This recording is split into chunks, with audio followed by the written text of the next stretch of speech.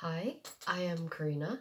I am an accounting student at Universitas Erlangga, and I am an IISMA 2021 awardee going to the University of Edinburgh. And I took three studies. The first one is global changes, second is international business, and the third is Scottish studies. I am in my flat right now because I'm currently doing self quarantine due to COVID reasons. And in this video, I will be talking about my experiences and things that I went through being an IISMA awardee in the University of Edinburgh specifically. So, I heard about IISMA from my lecturer.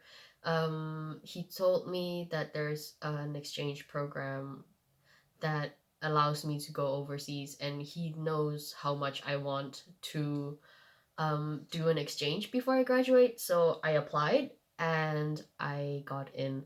The application itself wasn't particularly challenging. However, I have to say that the interview was probably the most challenging process of it all, because no matter how well you prepare yourself, you cannot prepare for all of the questions that they will ask you. So you have to keep thinking on your feet. And I think that was the most challenging.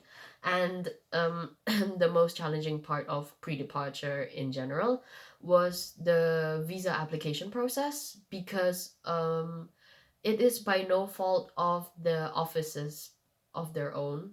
UKVI did an amazing job. It was because of the pandemic, and everything had to be closed, and it made us harder to contact them because they were not open. They were not allowed to be open. So again, it's not their fault.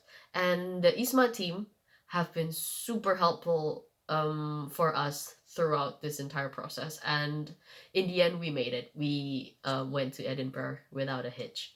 And I'm very thankful. And not just me, like my other awardees are very thankful of that. They worked hard for us. During our arrival, so in the UK, we had to do a hotel quarantine. It wasn't particularly noteworthy because obviously it's a hotel quarantine. It's very pleasant. They had, they checked in on us, they called us, and they made sure that we had all of our needs fulfilled, and they did PCRs and stuff. And after that, we were free. There was a noteworthy culture shock that happened. So, me and my friends, we live in a flat named Kincaid's Court, and to go to Kincaid's Court, there would be like a set of stairs going downwards. Thankfully, not upwards. So, and then I had two huge bags. My friends, they also have their own huge bags, and we had to like go down these set of stairs, and it was very hard for us because we're all girls, and uh the journey was already tiring, and now we have to carry our bags down the stairs. And so we were obviously struggling, and there were a lot of people just passing us by and going like, "Hey, do you need help? Hey, I can do you need a hand? I can give you a hand." And obviously at first we were very wary because obviously we don't look like locals, right? So we were like, "Oh no, thank you, we can handle it, don't worry." But like the more bags that we take down the stairs, the more tired we become, and then we just go like, "All right," to the next person that came over, we just go like, and they asked, can I help you take your bags down the stairs? And we were like, "That would be great, thank you." And there were like three people helping us with our bags down, and it was super lovely. It was quite the culture shock for us, and that was not the only instance that people here are very eager to help or make sure that you feel comfortable. So that was a very noteworthy culture shock for us. During our studies, we also noted that there were a lot of differences.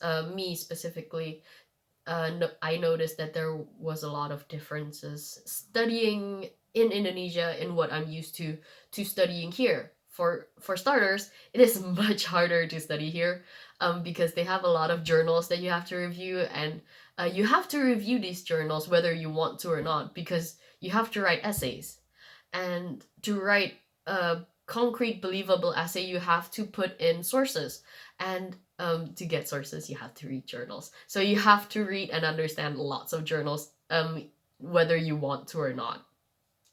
Another thing that I noticed was that the way that they uh, write their essays are different from ours. So they would have a different format.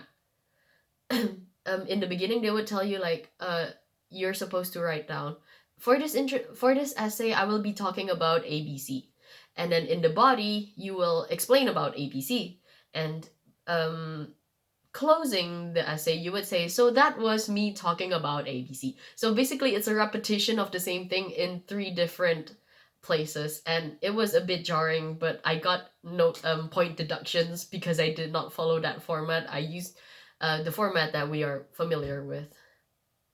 Anyways, but everyone has been pretty accepting. They're super understanding. I had to apply for an extension because I got sick, and they approved the extension without question, like immediately. So they're super understanding. They would help you. They're here to help, basically.